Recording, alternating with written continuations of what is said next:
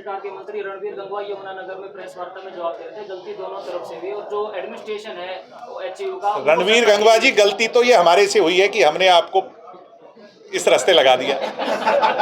क्या करें, मेरे पिताजी ने उठा के बनवाया था, अब क्या करें जी, समय की बात होती है। गलतियां हमारे से कई हुई हैं, अब उनका भुगतान हम ही करेंगे और कौन। वो लोग क्या कर रहे हैं, राजनीति से ही वो उस पद पर बैठे होंगे। और एक 18 साल के व्यक्ति को वोट देने का अधिकार है, तो क्या राजनीति में उसे सोच रखने का अधिकार नहीं है? अखिल भारतीय विद्यार्थी परिषद के लोग क्या राजनीति नहीं करते? NSUI के लोग क्या राजनीति नहीं करते? इंसो के लोग राजनीति करते हैं। हम राजनीतिक लोग हैं, राजनीति करेंगे और कौन से पापड़ बेलेंगे? उनका ये कह रहे हैं कि छात्रों को भड़काया जा रहा है। छात्रों को भड़काना नहीं, छात्रों की जो दिशा है उस पर हम काम कर रहे हैं। हम वहां नहीं बैठे हैं, छात्र वहां पर बैठे हैं, हम उनका सहयोग कर रहे हैं। हम बाहर से कि अगर राजनीतिक लोग बीच में ना आए हुए होते तो अभी तक फैसला होता। तो राजनीतिक लोग अगर बीच में ना आए हुए होते तो फिर यही लोग जो ये बात कह रहे हैं, वो लोग ये कहते हैं कि वो तो एसी के कमरों में आराम कर रहे हैं। ये सोचने का विषय है। राजनीतिक लोगों की जिम्मेवारी है, हमारी पॉलिटिकल जिम्मेवारी है, हमारी सोशल जिम्मेवारी है स्टूडेंट्स के प्रति, जिसको हमें निभाना पड़ेगा उनके साथ खड़ा रहकर। आपने कहा था कि अभी नायब सिंह सैनी जो है अधिकारियों के ऊपर। नायब सिंह सैनी तो खुद अखिल भारतीय विद्यार्थी परिषद के छात्र रहे हैं। मैं एक बात ऐड कर रहा हूं, आपका सवाल तो मैं सुनूंगा, क्यों नहीं सुनूंगा। नायब सिंह सैनी तो खुद विद्यार्थी परिषद से आए होंगे, वो भूल गए कि छात्रों की लड़ाई क्या होती है। क्या वो अपने दिल पर हाथ रखकर अपनी आत्मा की आवाज सुनेंगे तो उनको पता चल जाएगा कि 5-5, 6-6 mm के सिर में जब कट लग जाए, ब्रेन डैमेज होने की हालात पे आ जाए। उनके घर में बच्चे नहीं है, नायब सिंह सैनी के भी बेटे होंगे, अगर उनके साथ ये हुआ होता तो उन्हें कैसा महसूस होता। अब मैं आपको नायब सिंह सैनी को आपने कहा कि अधिकारियों के ऊपर लगाम नहीं लगा पा रहे हैं, अधिकारी कोलैप्स हो गए। तो आपने दूसरी तरफ ये कहा कि नायब सिंह सैनी विनम्र स्वभाव के, तो क्या यही कारण है कि वो अधिकारियों के ऊपर लगाम नहीं लगा पा रहे? नहीं, मैं विनम्र स्वभाव का होना और एक अच्छा जो है ना लीडर होना, एक अच्छा कमांडर होना, इसमें बहुत फर्क है, दिन और रात का फर्क है। वो अच्छे व्यक्ति है, मैं तो कह ही रहा हूँ, मैं कब उनकी बुराई कर रहा हूँ। मैंने तो उनके साथ काम किया है, अच्छे आदमी हैं, मगर क्या ये क्वालिटी उनकी एक अच्छे प्रशासक की क्वालिटी हो सकती है? कतई नहीं। वो एक अच्छे प्रशासक सिद्ध नहीं हो पाए। सरकार का हनीमून पीरियड भी खत्म हो गया, लंबा अरसा हो गया, कोई कंट्रोल ही नहीं है। मतलब आप इस बात से अचंभा लगा सकते हैं, आइडिया लगा सकते हैं, अंदाज़ा लगा सकते हैं कि ये लोग जो भी फैसला कर रहे हैं आज हरियाणा में, वो अधिकारी कर रहे हैं। चंडीगढ़ के अंदर 2-3 प्रमुख लोग बैठे हैं और हमारे खट्टर साहब का ही मौन नहीं भंग हो रहा अभी तो। हरियाणा सरकार में जो मंत्री रणवीर गंगवा जी, उनका कहना है कि गलती दोनों तरफ से हुई है। आंदोलन है हिंसक की ओर जा रहा है और कहीं ना कहीं बच्चों पर ये वो केस बना देंगे। सर, गेट तो हमने बंद किए थे, लाठियां खाई थी, तभी तो ये सरकार खट्टर साहब को झुकना पड़ा था उस टाइम। गेट बंद करेंगे, यूनिवर्सिटी बंद करेंगे, और गेट बंद होने से सरकार को ये फैसला, ये एहसास होगा, ये इल्म होगा कि ये मामला कितना गंभीर है। जब गेट बंद होंगे, यूनिवर्सिटी बंद हो जाएगी। क्या इनकी लड़कियों के हॉस्टल उन्होंने बंद नहीं किए? क्या इनका मेस उन्होंने बंद नहीं किया? जिस यूनिवर्सिटी का वो गरूर कर रहे हैं, जो हमारे पुरखों ने बनाई है, चोचरण सिंह, जिस यूनिवर्सिटी का नाम हो, चोचरण सिंह कौन है जिसकी कुर्बानी इस देश के करोड़ों किसानों के लिए रही, उसके नाम पर उन्हीं के अनुयायियों के बच्चों पर वार कौन कर रहा है? वो लोग जिनका चोचरण सिंह से कोई लेना देना नहीं, वास्ता नहीं, वो हमें राह दिखा रहे हैं। सर, पुलिस प्रशासन की तरफ से एक प्रेस नोट भी जारी किया गया था कि गेट बंद नहीं किए गए थे। जो मेस बंद करने का टाइम है, हॉस्टल बंद करने का टाइम है, वो 7:30 का है। बच्चे अगर 7:40 पे जाएंगे तो उन्हें गेट बंद करना पड़ेगा। कुछ ऐसे बयान भी आए। मैम, आपके घर में भी बच्चे हैं, हमारे घर में भी बच्चे हैं, वो लड़ाई लड़ रहे हैं, आधा घंटा लेट भी हो सकते हैं, 20 मिनट जल्दी भी आ सकते हैं, लेट भी हो सकते हैं। अगर प्रैक्टिकली हर बात को देखा जाएगा तो मैं उन्हीं से ये पूछ लेता हूं, पुलिस के लोगों से, जो भी पुलिस यहाँ पर है जो ये इस तरह की बात कर रही है, कि पुलिस के लोगों की नींद कब उड़ेगी? कितने लोगों ने लाठियां चलाई थी, कितने लोगों पर FIR की, कितनों को अरेस्ट किया, इस बात का जवाब दे दें। हम तो वो जवाब भी, मैं कह रहा हूं कि हम वो जुर्म सहने को तैयार हैं। एक VC को हटाने से जब हल होगा, उन लोगों पर FIR करने से जब हल हो जाएगा, एक इंक्वायरी ओपन करने से हल हो जाएगा, तो क्यों इन बातों को छेड़ रहे हैं? उन बातों पर नमक ना मसलें। ऐसा है, SP साहब बहुत समझदार व्यक्ति हैं, मैं उनकी इज्जत करता हूं, एसपी साहब ने पहले दिन कार्रवाई की। मुझे उम्मीद है कि एसपी साहब अपने ऊपर का जो दबाव है उसको हटा करके कार्रवाई करें। एसपी साहब कार्रवाई करना चाहते हैं मगर उन पर दबाव है, क्या करें। किसी भी एडमिनिस्ट्रेटिव ऑफिसर के ऊपर दबाव होता है। सरकार की नीयत जब तक नहीं होगी तब तक फैसला नहीं होगा। अभी हरियाणा सरकार के मंत्री रणवीर गंगवा यमुनानगर में प्रेस वार्ता में जवाब दे रहे थे, गलती दोनों तरफ से हुई और जो एडमिनिस्ट्रेशन है एचयू का। रणवीर गंगवा जी, गलती तो ये हमारे से हुई है कि हमने आपको इस रास्ते लगा दिया। क्या करें, मेरे पिताजी ने उठा के बनवाया था। अब क्या करें जी, समय की बात होती है। गलतियां हमारे से कई हुई हैं, अब उनका भुगतान हम ही करेंगे और कौन। आप बहुत एक्टिव हो इस मामले के अंदर, लेकिन बता देंगे अगली बारी।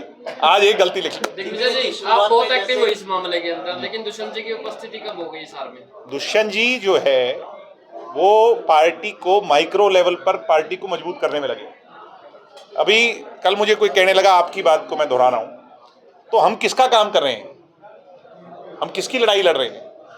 दुष्यंत चौटाला के कहने पर आज प्रदेश के अंदर जननायक जनता पार्टी हर वर्ग की लड़ाई लड़ रही है, उसकी दिखाई हुई दिशा पर लड़ाई लड़ रही है। वो दुष्यंत चौटाला से बेहतर आपको राजनीतिक व्यक्ति नहीं मिल सकता आज के हालात में, जो नरम स्वभाव, सबको साथ लेकर के चले, जिसमें कोई जाति पाति ना हो, जो पॉजिटिव थिंकर हो, जो प्रोग्रेसिव थिंकर हो, जो काम करने की नीयत रखे।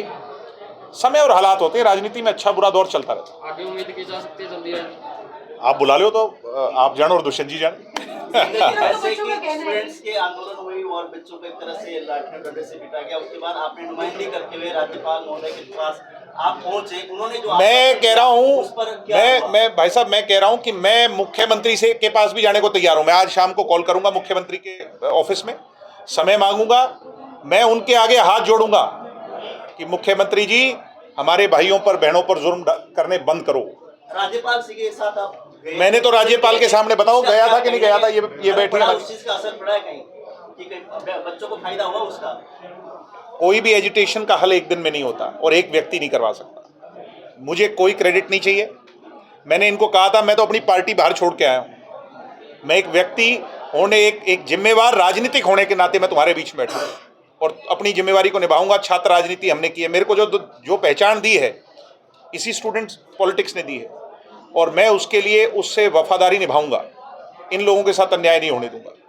दोनों मंत्रियों से बातें, उन्होंने कहा कि बच्चों के साथ बातचीत होगी और बच्चों ने कहा कि लिखित में देना। जब 2-3 मंत्री बैठ के उनको आश्वासन दिया था लिखित में, मैं इनको अच्छी तरह जानता हूं, बीजेपी वालों को। ये टेढ़ी खीर हैं थोड़ी, इनको मना लेंगे हम, चिंता ना करो।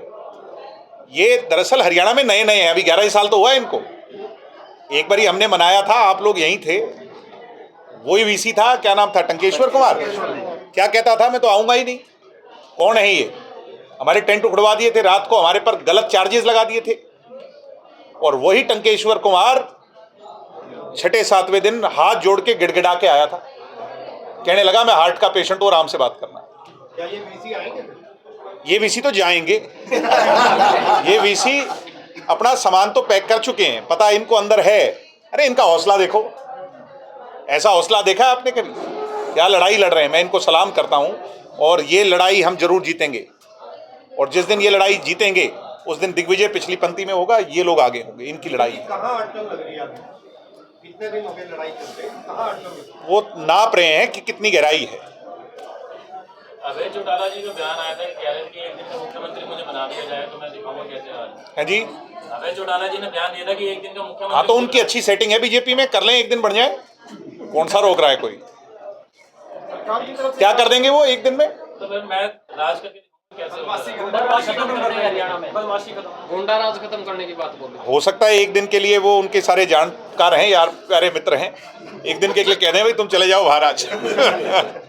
सरकार ने इन बच्चों को आश्वासन दिया था, मिठाई भी बंटवा दी थी, आपने बधाई भी दे दी थी, फिर सरकार पलट गई। किस तरह से आप इसको देखते हैं, क्यों क्या सर दरअसल क्या है कि आपको एक बात को समझना चाहिए, ये बहुत गहरे लोग हैं बीजेपी वाले और हर स्टेप बाय स्टेप आपको आजमाते हैं। ये देख रहे हैं इनमें कितनी मैच्योरिटी है।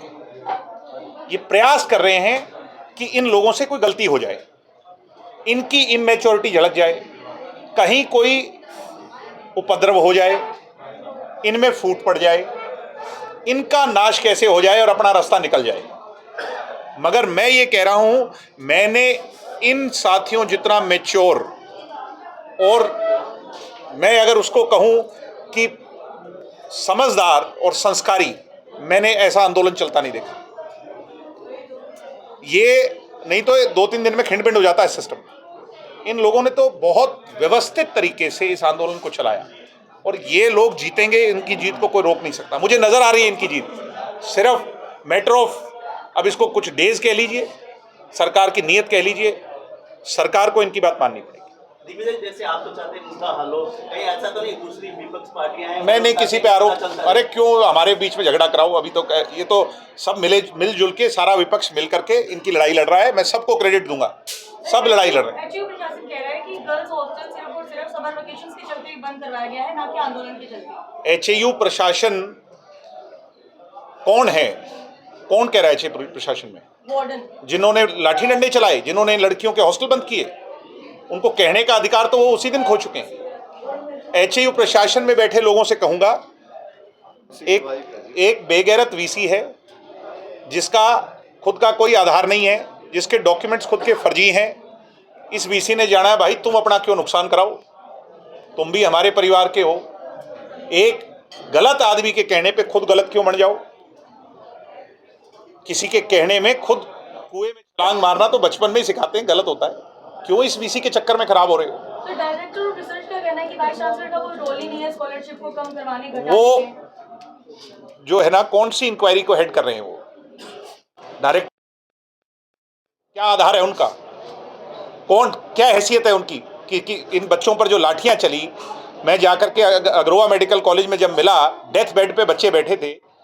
कौन है वो जिसका आप नाम ले रहे? ऐसे आदमी पर तो सख्ताई से कार्रवाई होनी चाहिए। दिग्विजय जी, अभी आपने कहा था कि उत्तर प्रदेश के जो कानून व्यवस्था वो बहुत बेहतरीन है, वहाँ पे भी बीजेपी की सरकार। मैं तो यूपी गया नहीं, सुनता हूँ तो आप लोगों से सुन लेता हूँ। अभी बोला था आपने, मैंने तो सुनी हुई बात बता रहा हूँ। तो आप लोग मीडिया बताते हैं वहाँ अच्छे हो गए हालात, मैंने कहा भाई सुनते थे वहाँ ज्यादा खराब है। हाँ तो सर फिर फर्क क्या है? आप क्या मानते हैं, क्या फर्क है वहाँ पर और यहाँ पर? मुझे क्या पता क्या फर्क है जी, वो तो ये बताएंगे क्या फर्क है। नियत में फर्क है, मुख्यमंत्री की कंट्रोल नहीं है, सरकार ऊपर से चल रही है। मैं बार बार तो कह रहा हूँ ये बात। ये कहना चाह रहे हैं कि यूपी के अंदर सरकार ठीक ठाक चल रही है, जैसा आपने बोला कि कानून जो है व्यवस्था आज सुनते हैं योगी जी को वहां से उठा के इधर ले आए, फिर हरियाणा में। भाई अगर कोई प्रावधान करके देख लो, कौन रोकता है? नहीं तो एक दिन वाले को बना के देख लो।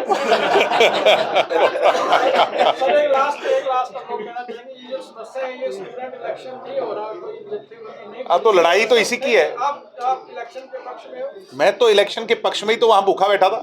नहीं, आपकी सरकार आई, उस पर इलेक्शन। तो सरकार आई तो इलेक्शन कराया तो था 1 साल, फिर कोरोना आ गया जी। है जी,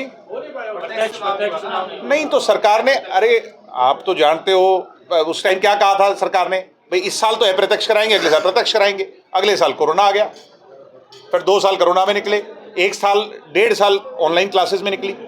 इतने में हमारी सरकार से वो हो गया। अब जवाब तो वो देंगे, हम थोड़ी देंगे। सरकार कभी मौका मिला तो बताओ, आपको मेरे पे शक है? ये तो बनते ही होगा काम, पहला काम होगा ये। जिस दिन सत्ता में आएंगे उस दिन नई जो नौजवान पीढ़ी है उसको यूनिवर्सिटी और कॉलेजेस में उसका फंडामेंटल अधिकार दे देंगे। Thank you.